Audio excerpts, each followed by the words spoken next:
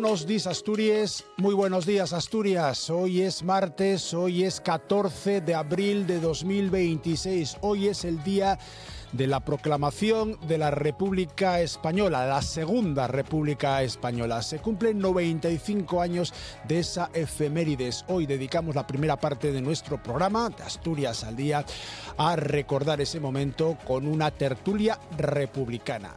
Vamos a tener con nosotros a 4 entidades del ámbito republicano, memorialistas, entidades, asociaciones que se dedican a la reivindicación de esta forma de gobierno y también a la memoria de las víctimas del franquismo. Después, dentro de unos momentos, les voy a presentar a los 4 tertulianos que ya tenemos a nuestra mesa. Una Asturias al Día, una edición de este 14 de abril que tiene nuevamente a Amor Argüelles en la realización técnica y que comienza ya.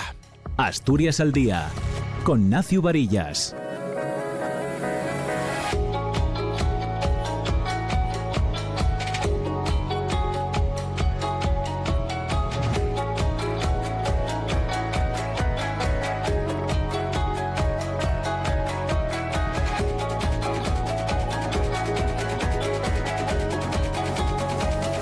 Saludamos ya a Ulpiano Álvarez, presidente del Ateneo Republicano de Asturias. Ulpiano, buenos días. Buenos días.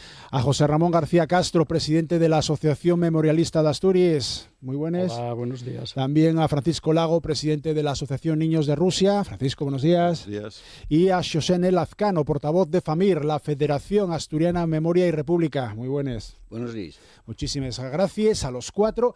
Por cierto, 4 paisanonos. Esto tenemos que solucionarlo, ¿eh? La próxima vez tenemos que traer representantes femeninos, porque la República no es solo masculina, ni muchísimo menos, ¿eh? Eso es una cosa que me decía antes, permíteme que lo haga público, que me decía antes José Ramón, porque nos dábamos cuenta de que tenemos representación toda masculina, José Ramón. Y eso hay que tratar de solucionarlo para las próximas ocasiones. Así que es error mío, no vuestro, faltaría más. Pero lo reconozco públicamente.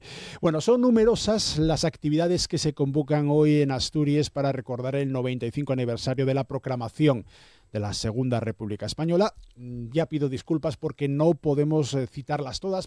Francisco Lagos, el presidente de la Asociación Niños de Rusia. ¿Cómo consideras que llegamos a esta efemérides, este 95 cumpleaños de la Segunda República? Buenos días, con la satisfacción con el agradecimiento a la televisión y a la radio de esta oportunidad de poder decir 4 palabras en sentido positivo sobre lo que consideramos que hubiera podido ser y no fue, que fue la República, y con la satisfacción también de saber la importancia de todo el movimiento memorialista que hay en estos momentos en Asturias y concretamente, y en España en general, ¿no? Hay una cosa importantísima que es la memoria democrática, que nos da pie y es, digamos, nuestro globo que nos permite operar, que nos permite adelantar, avanzar. Poner la historia con más carácter de verosimilitud en lo posible de lo que hubo hasta ahora, y poder seguir investigando y poder financiarnos en alguno de los aspectos para que el pueblo en su conjunto pueda saber y conocer la historia, no desde el lado de los vencedores, no desde el lado de los que siempre la cuentan, sino con cierto grado de objetividad. Nosotros desde nuestra labor de la Asociación de los Niños de Rusia no tenemos mucho que ver con las cunetas, no tenemos mucho que ver con lo que hubo en España, porque nuestros niños tuvieron que salir de España en el 37, pero sí mucho con las consecuencias de un levantamiento y de todo lo que se sufrió después. Bueno, vamos a hablar también desde ese punto de vista histórico de la peripecia de los niños de Rusia. Muchísimos de nuestros oyentes y espectadores saben de qué estamos tratando, quizás algunos, sobre todo los más jóvenes, no lo sepan, así que después también vamos a tener tiempo para ello. Y en medio de todo esto, cuando comienza la guerra, cuando cae el Frente Norte, se embarcan varios miles de niños en el Musel, huyendo de la guerra. Vamos a recordar la figura de los niños de Rusia. Francisco, por favor. Los niños de Rusia, hay que situarse en aquel contexto. Nadie habla de la penuria de la situación económica que había en aquel momento, pero el desarrollo tan enorme que a partir de la proclamación de la República se estaba implantando. Había un nivel de analfabetismo, que es un dato que hay que introducir, elevadísimo en España, y una de las mayores preocupaciones de los gobiernos, del gobierno de aquel entonces, los varios gobiernos que hubo, era precisamente instruir a la población. La cultura es lo necesario para el desarrollo, fundamental para el desarrollo del país. Entonces, y por todo lo contrario, cuando hay alguien que quiere ejercer manu militar y el poder, entonces lo que persigue es precisamente la ignorancia y la incultura. Entonces, en aquel momento se estaban desde la proclamación de la República, el desarrollo era exponencial en todos los sentidos. En términos de pérdida de poder del capital y de las familias pudientes y de las familias con apellido notable, era muy notable, y eso fue uno de los apoyos importantes para la caída de la República, para el golpe de Estado. Es un golpe de Estado que al final produjo una guerra mal llamada guerra civil, eso hay que decirlo. No hubo una guerra en España, hubo un golpe militar, un golpe que fue apoyado fundamentalmente por la Iglesia, por la Falange, por las grandes fortunas de aquel momento y por algún país interesado en que el fascismo se desarrollara en España en contra de otro tipo de desarrollo democrático. El golpe de Estado en aquel momento y la situación económica de aquel momento era tan penosa que la sola idea de que en alguno de los países los hijos propios de cada una de las familias no pasaran hambre era un factor fundamental para tomar decisiones importantísimas, gravísimas, que hoy día difícilmente se pueden entender, como es el que un padre y una madre se desprendan de unos hijos, ¿no? A nivel nacional hubo un exilio de solo niños, unos 30.000 en España, a lo largo del proceso de la guerra civil, del 36 al 39. Hubo del orden de 30.000, de los cuales 20.000 se quedaron en Francia, por decir se quedaron, estaban más cerca. Hubo 4.000 que fueron a Gran Bretaña, a Inglaterra, otros 5.000 a Bélgica, unos 500 a México, hubo otros países, Finlandia, etcétera. Hubo una serie de organizaciones, la Cruz Roja Internacional y el Socorro Rojo, en fin, hubo una serie de organizaciones que promovieron que a Rusia fueran del orden de 4.000. Fueron desde Santurce, que fue la primera expedición, el 13 de junio del 37, se marcharon del orden de 1.600 y unos 1.400 desde el Musel el 23 de septiembre de 1937. Fueron las dos grandes expediciones muy superorganizadas, con en la mayoría de los casos autorización paterna. Digo paterna, pero en realidad en muchos casos, en la mayoría de los casos, era materna, porque los maridos o habían fallecido o estaban en la guerra. Entonces, hubo un exilio, llamado claramente exilio, de una serie de niños muy organizados que se fueron a Rusia. Y allá empieza otra historia que para ellos inicialmente fue muy afortunada hasta el año 41, en el que para los rusos la Gran Guerra Patria, fue la invasión de Alemania a Rusia, y ahí ya empezaron otro tipo de evacuaciones. Los niños en realidad en Rusia fueron tremendamente bien acogidos, se les educó. Rusia es un país, aquella era la URSS, era la Unión de Repúblicas Soviéticas Socialistas. Los acogió perfectamente. España es un país muy querido por Rusia, es increíble. Yo nací en Moscú en el año 48, soy hijo de niños de la guerra.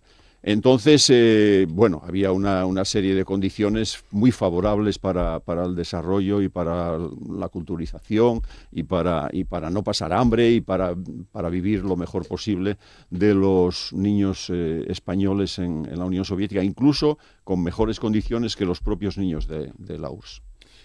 Hablamos de niños, hablamos de jóvenes, hablamos de personas que en aquel momento tienen que cambiar completamente su vida a consecuencia de la guerra, de la caída del Frente Norte. ¿Lo ves desde la Asociación Niños? Hay que balancear la situación de España en el año 39, las 4 décadas de dictadura con su evolución de las 3 etapas. Pero incluso en la etapa blanda, pues era una dictadura. Y llegamos al año 75. A partir de ahí hubo una transición, como todo el mundo sabe, y no estoy aleccionando, sino haciendo un mínimo relato para situarnos. Había que balancear la situación de esa evolución, y vamos a centrarnos en el año 75 hasta el año actual. Yo quiero ser considerado con toda la evolución. Mucha gente dice, es que se podía haber ido mucho más rápido. Efectivamente, se podía haber ido mucho más rápido, con más riesgos. Y todos conocemos a Tejero y sus incursiones. Entonces, yo soy de la opinión de que se podía haber ido mucho más rápido, soy de la opinión de que se pueden hacer muchísimas más cosas, pero hay que ser conscientes de que en algunas de las comunidades autónomas españolas gobernadas por el PP en este momento se ha derogado la ley de memoria democrática. Entonces, estamos luchando contra una inercia de retrógrada, de conservadurismo. Entonces, todos los pasos que se avancen tienen que ser muy sólidos. Y se avanzan 3 pasos, no hay que perder de vista de que 2 se retroceden. Hay una ley estatal, ¿eh? Sí. Zapatero empezó con este tema, muy afortunadamente, ya tarde para muchos de nosotros, pero al fin y al cabo Zapatero empezó. Se sigue con mucho énfasis ahora mismo, y con la Consejería de Memoria Democrática de este momento se está avanzando muchísimo y con muchos pasos. De todas maneras sigue siendo lento porque la estructura judicial no favorece, la situación económica y patrimonial tampoco. Hay que considerar, voy a poner, mira, el caso que conoce Ulpiano perfectamente, que es la Casa Pedregal de Avilés. Es una casa donde se sabía cómo se entraba, pero no salía nadie nunca. Entonces esto es un poco como los chinos, al final no sabes dónde acaban. Esto sí se sabía que de ahí no salía nadie con vida. Y hubo mucha gente de Avilés y sus entornos que entraban en la Casa de Pedregal, pero no salían. La Casa de Pedregal ahora mismo, y estoy citando uno de los ejemplos, que lo tengo muy cerca de casa, por eso lo digo, es propiedad privada. Ahora mismo es un palacete privado, etcétera. Tiene unas dificultades tremendas para conseguir hacer cualquier cosa que memorialice aquella situación de agravio que hubo con la izquierda avilesina en aquellos años de la Guerra Civil. Es muy difícil, las exhumaciones son tremendamente complejas. Ahora mismo se están avanzando, yo creo que con una progresión tremenda respecto a lo que hubo hasta ahora, pero seguimos insistiendo muchos en que es poco. De todas maneras, y quiero introducir otro capítulo, el gobierno puede hacer mucho, y no solamente con el apoyo de exhumaciones y el reconocimiento que lo están haciendo la Secretaría de Estado de Memoria Democrática con los diplomas que está otorgando en este momento, etcétera.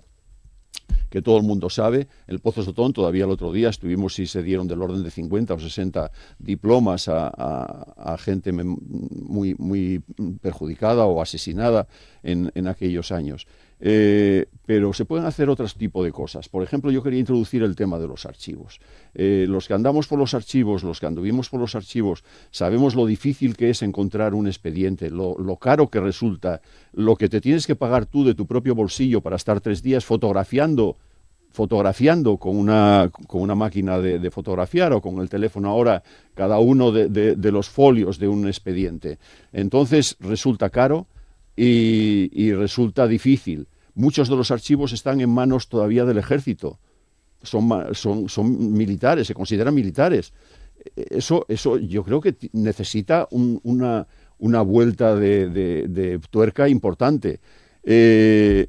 Habría que digitalizar, habría que trabajar desde casa. Es decir, todo lo que se haga respecto a la afloración de información, que en este momento todavía hay mucha información a la que no se tiene acceso, y no se tiene acceso en muchos casos porque ni tan siquiera está editada de tal modo que sepas dónde buscarla, porque ya no es incluso buscarla, es que no sabes ni dónde está.